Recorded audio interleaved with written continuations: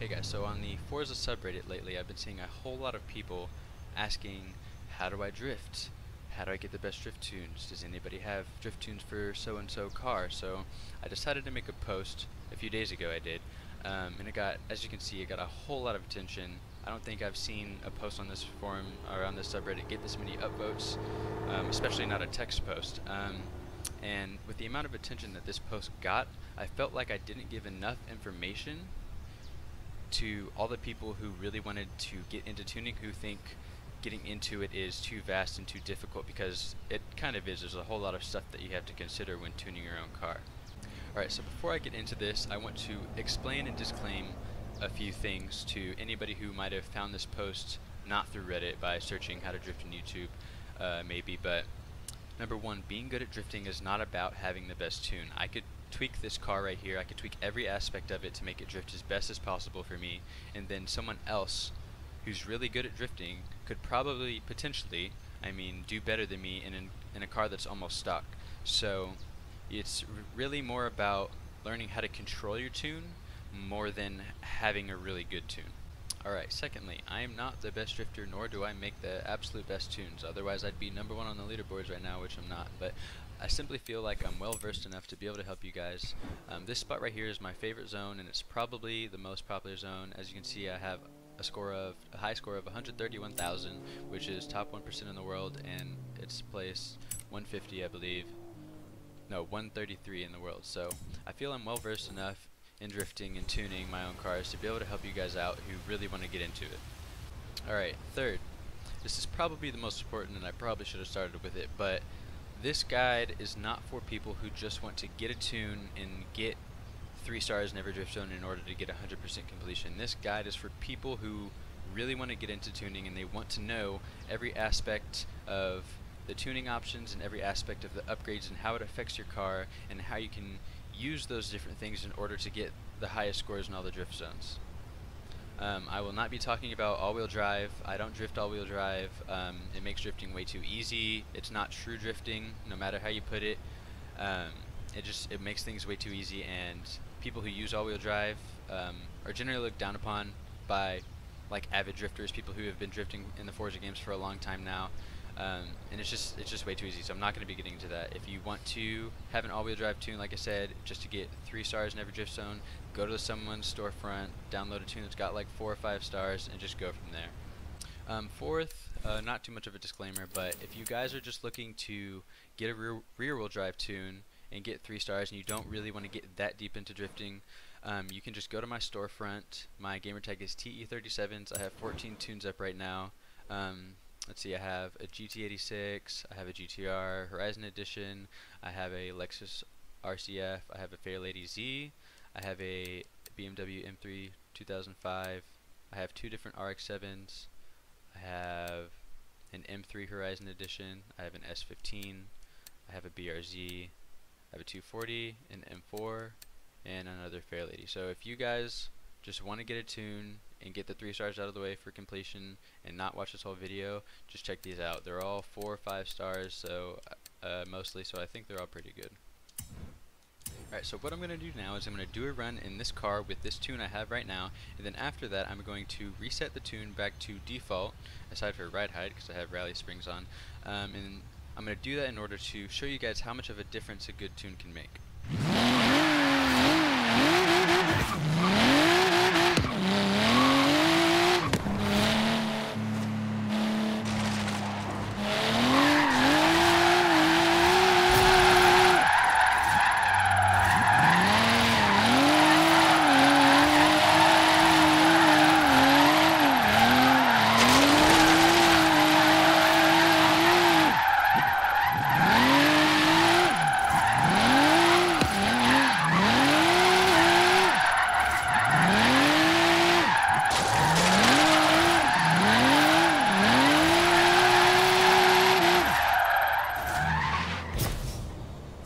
There you go.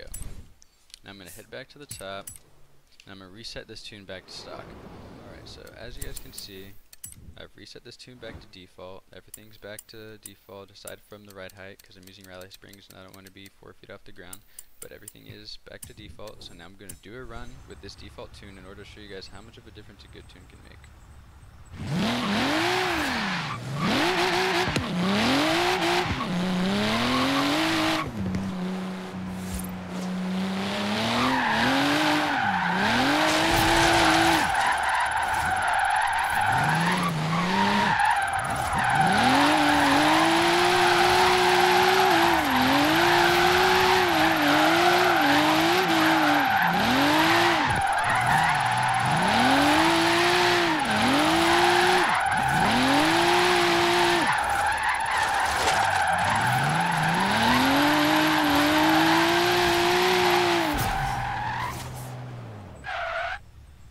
Not the best of runs, but as you can see, the car snaps back way too fast, and it can't get and keep as much angle as the tuned version can. So now we're going to go back to the garage, and I'm going to walk you guys through how to choose your drift cars and how to upgrade and tune them in order to make them the best as possible for you. Alright, picking a good car. There's only two things that you need to steer clear of when making a drift car. Those two things are mid and rear engine cars, and cars that aren't or can't be converted to rear-wheel drive, which I don't even know if there are any of those, but if there are, steer clear. Mid and rear engine cars can be identified by this little graph right here. As you can see, this little white brick thing, which is the engine, is located in the middle of the car. This means the engine is mounted behind the driver. Mid and rear engine cars are cool, but they are not really ideal for drifting. Having the engine in the mid or the back means that there's a whole lot more weight in the rear. This makes it super hard to get and keep angle when throwing the car sideways because there's a whole lot of weight being thrown from the rear end and it wants to spin around. So when you're choosing a drift car, just make sure it's front engine. Right, so if you're new to drifting, I highly recommend using either the GT86/BRZ, the Nissan Silvia Spec R, the Nissan 240SX, or I don't have one here, but the Nissan Silvia Club K is also a great starter car. If you kind of know what you're doing with drifting, the Mazda RX-7 makes a great car, and so does the 1997 BMW M3. But the best of the best cars, as of right now, is the 1997 BMW M3 Horizon Edition. For reasons I'm not 100% sure on, the Horizon Edition of this car has almost twice as much steering angle as this non-Horizon Edition right here, and I'll show you. Alright, so now I'm in the 1997 BMW M3 non-Horizon Edition. If it was the Horizon Edition, it would say it right here. Now look at how much steering angle this thing has. It's not that much. It's the same amount as basically every other car in the game. So now I'm going to switch to the Horizon Edition of this car and show you guys the difference. Alright, now I'm in the 1997 BMW M3 Horizon Edition. Look at how much steering angle this thing has. It glitches through the fenders and everything. It's clearly way more than the non-Horizon Edition, and way more than any other car I can think of right now. My theory is that it's because the drift boost skills of the Horizon Edition version of this. So it's possible that the Focus RS has just as much steering angle as this, but I'm not sure because I don't have one. But this steering angle allows you to go super sideways and come back way more than cars without this much steering angle. So as of right now, this is the best of the best drift cars. Alright, so now that we're almost 10 minutes into the video, let's get into upgrades. Alright, I am on PC, so you'll have to excuse my stupid menu lag. Hopefully they fix this soon. But I'm going to start with drivetrain. Alright, for all of these you want race. For the clutch, a race clutch will give you faster shift times, which is crucial for transitioning or entries where you have to dump a lot of speed and downshift, because if you don't shift fast enough in that scenario, you're not going to be able to get the wheels spinning again, and then you'll probably either spin out or just head to the center of the track. For a transmission, obviously you want race for the same reason of the clutch. It's just faster shift times. For the driveline, you definitely want race because it improves throttle response, and it's crucial for getting the revs back up when you're about to get traction. For the differential, it's very important to have this because this allows us to adjust the differential acceleration and deceleration rates in the tuning options. Alright, up next is platform and handling. You're going to want race brakes, obviously, because you need that stopping power in order to sit on the e-brake and milk those points out. For springs and dampers, this is where it kind of gets confusing and might be really odd for people who have been drifting for a little bit and aren't too up to date on the newest things. Most of the time, in the past, people would use race springs and dampers, and there's really no problem with that even now. But Since Horizon 2, I think, is when it got really popular, using rally springs and dampers is the best because this allows you to have softer springs, and that means more body roll, which helps you keep angle. Alright, you're going to want race, front, and rear anti-roll bars. This unlocks the anti-roll bar section in the tuning options, and we'll get into that later. Chassis reinforcement and roll cage, this is where it gets a little bit confusing. You're either going to want completely no roll cage at all, or a full race cage. The way to identify if you need either is the weight distribution of the car. As you can see here, this BMW has 50-50 weight distribution.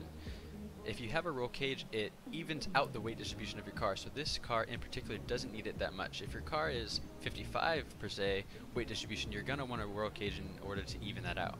Now weight. If your car is around 23 to 2,400 pounds, which I consider a little bit too light, you're going to want the roll cage in order to add that extra weight.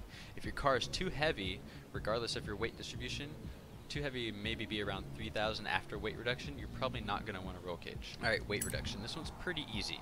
You're almost always going to want race weight reduction. This helps even out the weight distribution and also makes your car lighter, obviously. Now, it's kind of the same deal with chassis reinforcement. You need to pay attention to your weight distribution and your weight. If your car is a little bit too light, which is around 23 to 2,400 pounds, you might want to consider sport weight reduction instead of race. If your car is too heavy, you definitely want this. Alright, for aero and appearance, I'm not really going to get into this too deep, but the only thing you need to avoid in here are the Forza versions of the bumpers and wings, etc., because these add more grip to the rear. If you want, you can add these and mess with the tuning options that it provides, but I have never really done it and I don't find it necessary. Alright, conversions. This is where a lot of preference comes into play. I'm going to start with body kits because it's pretty easy to explain. The body kits in this game allow you for a higher max tire width, so you're always going to want the body kits, and they're really sexy, so why wouldn't you have one? The drivetrain, you're always going to want rear wheel drive. Alright, for the sake of speed in this video, I'm not going to go over the differences between every single engine option. If you really want to know the differences between i4, i6, boxer engines, V6, V8, V10, and V...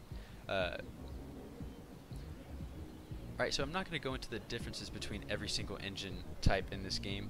If you really want to know the differences between i4, i6, boxer engines, V6, V8, V10s, and V12s, all of that information is on my Reddit post, which I will link in the description. But for the sake of speed, like I said, I'm just going to go through the three options right here. Stock powertrain, it's a pretty linear power band. As you can see, the green line is pretty straight.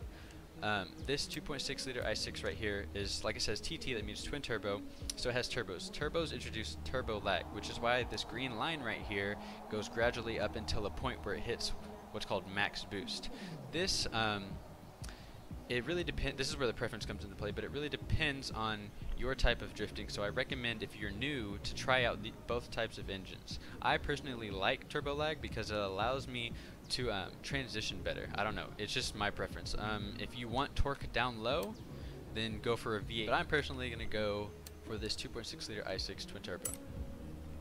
Alright, so as you can see, the aspiration conversion has gone because you can't switch the aspiration for this, but just so you know, it is twin turbos. Alright, so now we're going to get into engine modifications. Now if you start out with a very high powered car, you're gonna want to be careful about what things you upgrade.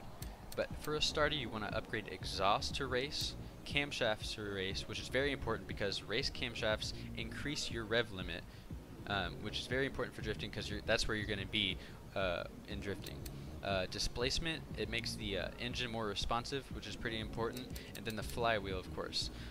Once all these things are upgraded, if you have around 700 horsepower already, then you're going to want to leave everything else alone. If you don't have that much horsepower, you're going to want to increase everything else in turn until you have that much. Be careful about upgrading the twin turbos too much without upgrading the other things first, because this will result in a whole ton of turbo lag, and too much of that can obviously be a bad thing. Alright, now for tires and rims. I've already picked just a quick wheel. This is just the first option just so I could show you guys the rim sizes, but I personally prefer 18s and 19s. The reason why I described in my Reddit post. If you want to go see that, go check it out, but just for the sake of speed, I'm just going to choose 18s right now. Alright, now that we got 18s on the car, we're going to want to choose our tire compound. Now this is where it kind of gets tricky. The Horizon Edition cars only allow for race tire compound and rally tire compound. If you're doing competitive drifting, most leagues will not allow you to use race tires. It's been this way since Forza 4, I believe, or maybe even before. But I prefer to use race tires. If you're trying to compete for the top spots in the leaderboards, you're gonna want race tires. Now for tire width,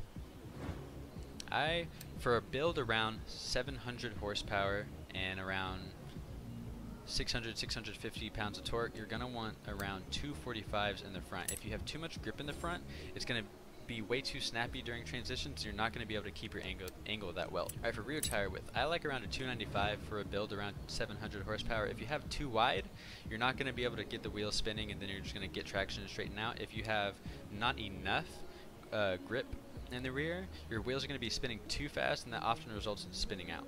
Alright, so for the sake of time in this video, instead of me going through the track a number of times and then tuning it after each try, instead I'm going to go through every tuning option and tell you exactly what each thing does. Alright, tire pressure.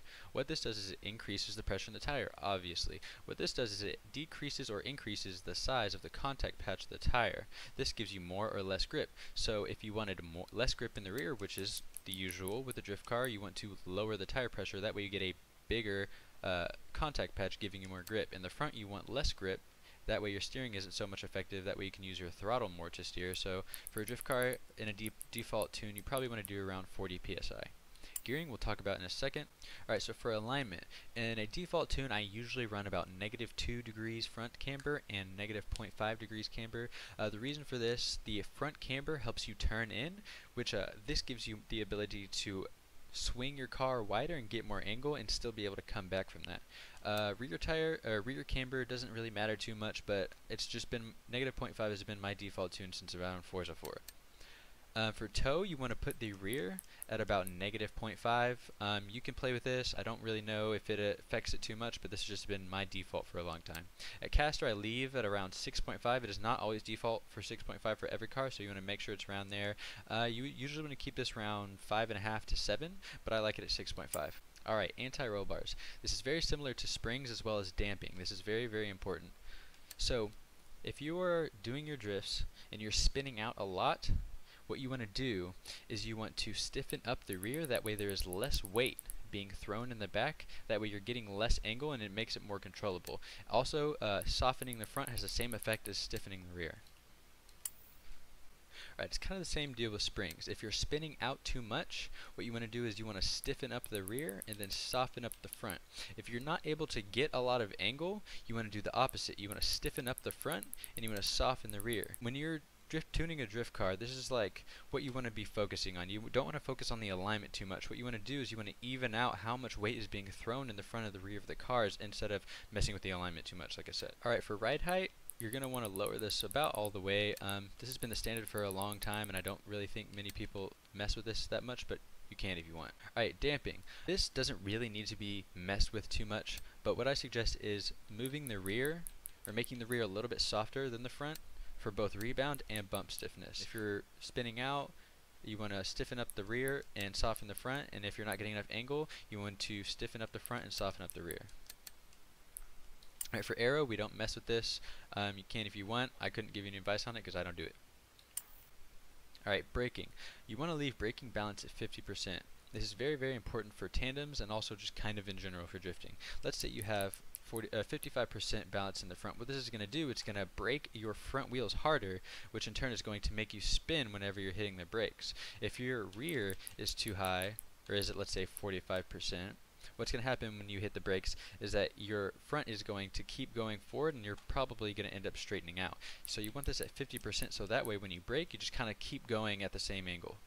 Alright, for braking pressure, I prefer it at 200%. This really doesn't make too much of a difference. It's just kind of just my default. You can mess around with it and see what it does yourself. Alright, differential. Acceleration, you always want at 100%. This is very, very, very important. For deceleration, I prefer it at 0%. I don't really ever mess with it, so I couldn't give you guys too much advice on what exactly it does. But acceleration at 100% is very, very important. What this does is it keeps the wheels spinning at the same speed regardless of what angle you're at. If you're oversteering a little bit too much or spinning out too much, you could try and mess with this, lower it a little bit to reduce that oversteer, but I just always prefer it at 100%. Alright, gearing. A lot of the time, this doesn't need that much adjustment. Usually what I do is I will shorten the final drive a little bit, and then I will take the third gear and you see the top of the third gear line that's now pink. You want to move that to where it's around 100 and let's say 40 miles an hour, which I guess would be around there. And this is for a build with around 700 horsepower. If you have more or less, you just got to play with it until you find the right amount. Usually what I do now is I bring the other gears closer towards the third gear, which is my main drifting gear. So I'll bring in fourth, I'll bring in fifth, and I'll bring in sixth. What bringing them closer does is it makes you able to downshift or upshift quickly and still keep the wheel spinning if you need to take a tight turn or if you need to go wide. If you ever find you're bouncing off the red line too much, what you want to do is you want to take your final drive and move it to the left. What this does is it increases the speed that your tires have to spin at to reach the max RPMs of that gear. If you find that when you're drifting and you're nowhere near the red line, what you want to do is you want to take your final drive and move it to the right. So what you want to do is you want to find that happy medium between lowering it and raising it. If you're bouncing off the red line too much, that means your power output is very inconsistent. And if you're nowhere near the red line, that means you're very, very close to gaining traction and ruining your drift. Alright, so now you hopefully know just about every aspect of drift tuning. If you guys are confused about anything or have any questions, feel free to comment on this YouTube video, or preferably comment on my Reddit post where I'm pretty active. If you post there, I'll get to you pretty quickly. If you guys want some one-on-one help, feel free to add me or send me a message. My gamertag is TE37s, and I'll see you guys on the leaderboards.